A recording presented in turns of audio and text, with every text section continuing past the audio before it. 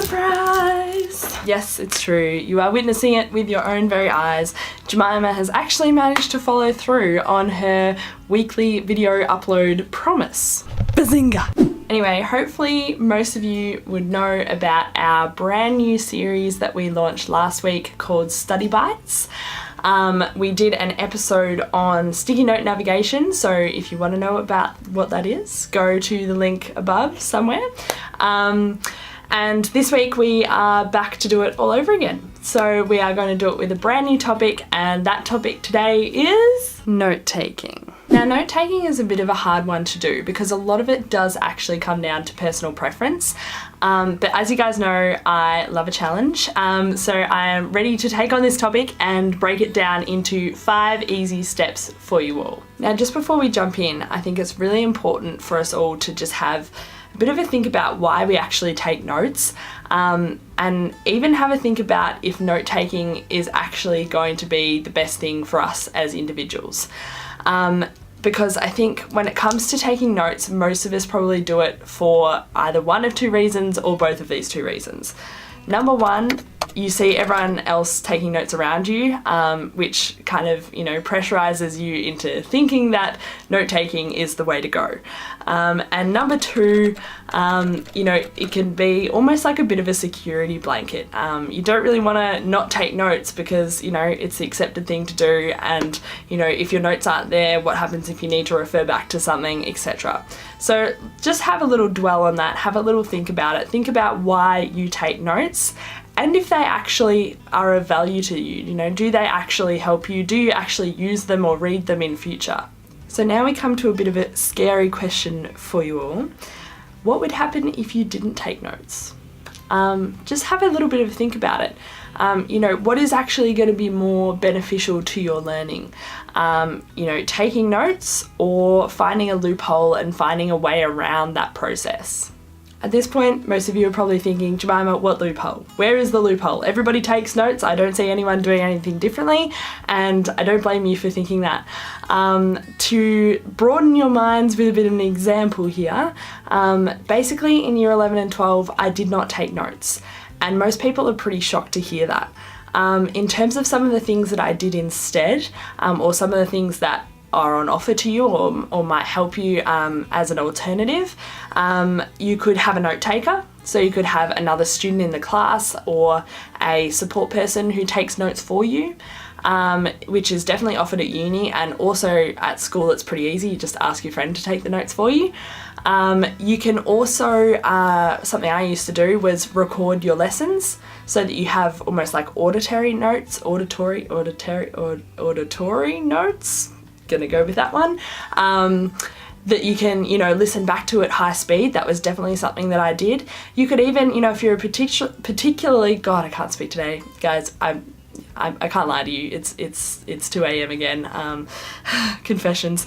I'm still filming at 2 a.m. just because only some people have found out about the YouTube, but not quite yet. And I need no background noise. So anyway, where were we? That's right, auditory notes. So if you're a particularly auditory learner, something you might want to think about doing is recording your own almost like storytelling notes into your phone or into your iPad, whatever works, where you basically explain in your own words your topic and just summarize it. So it's almost like having that lecture recording but summarized, which is what notes are supposed to do anyway, but just in an auditory format.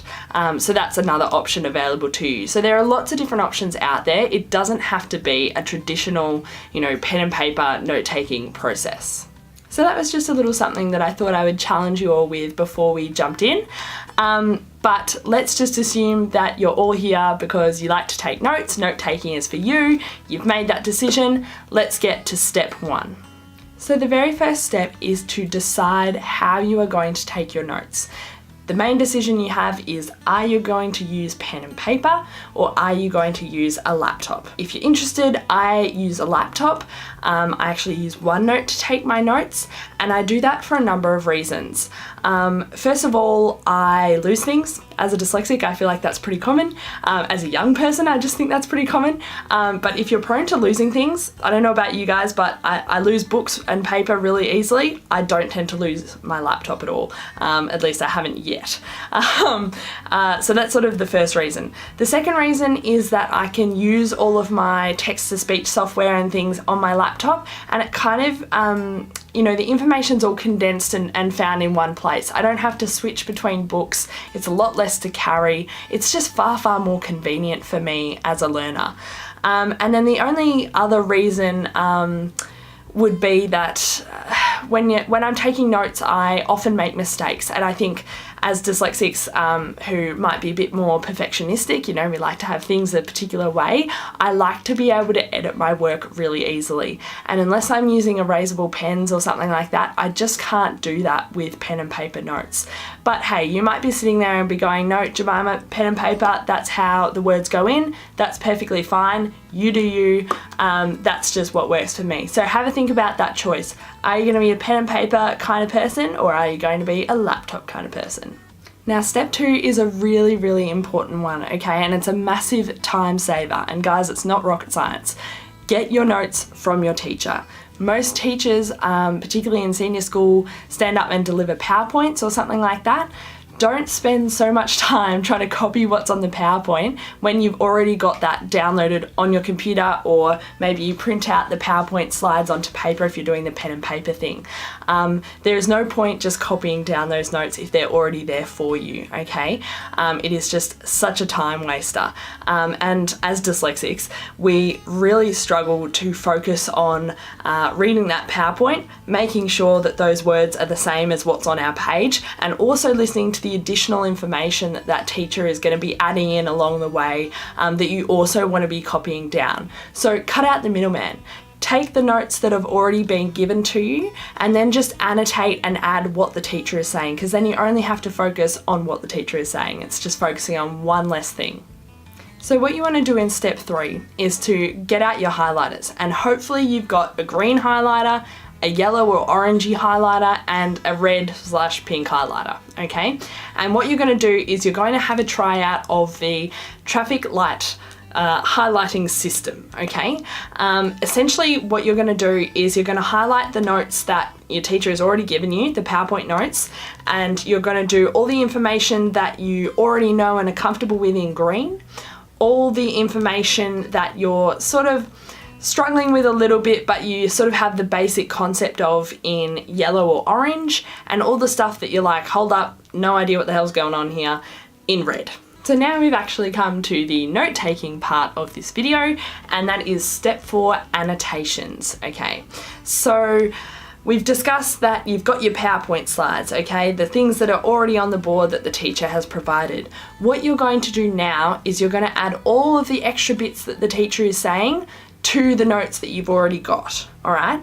And I think the best way to do this is handwritten, only because you have the like a sort of a better ability to draw arrows to things or link things up to other things, and I just think it's a bit more practical to do it if it's handwritten.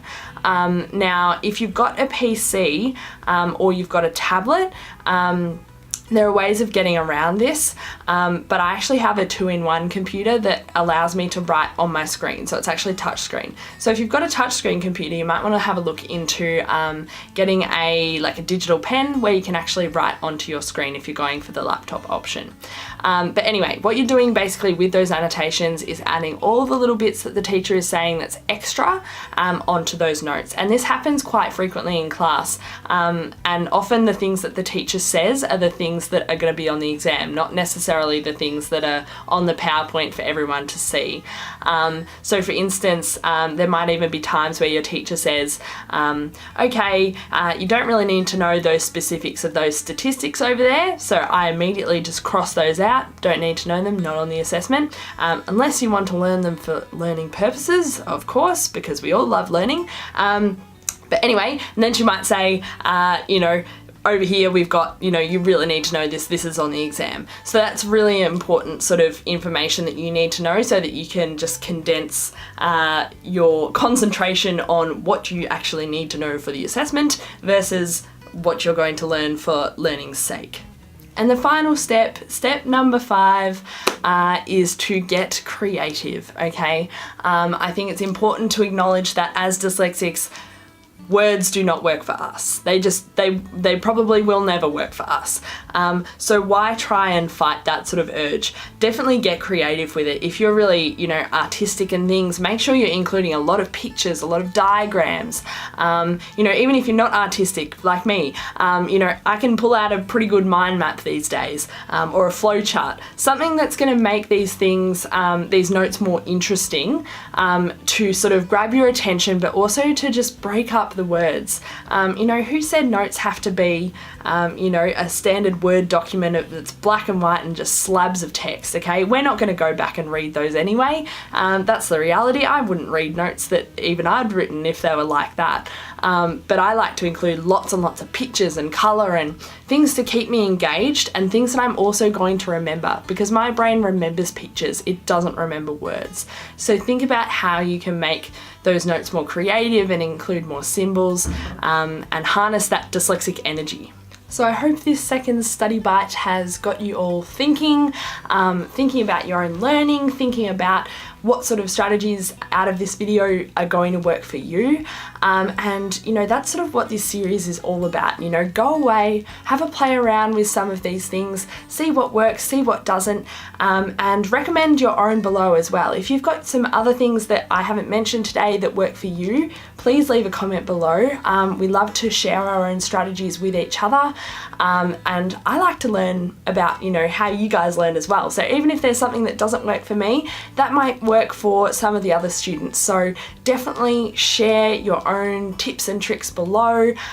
Give us a thumbs up, share a comment, subscribe, all of that sort of stuff, and hopefully we'll see you next week for the third study bite, if Jemima stays to schedule. But hopefully we'll see you guys then.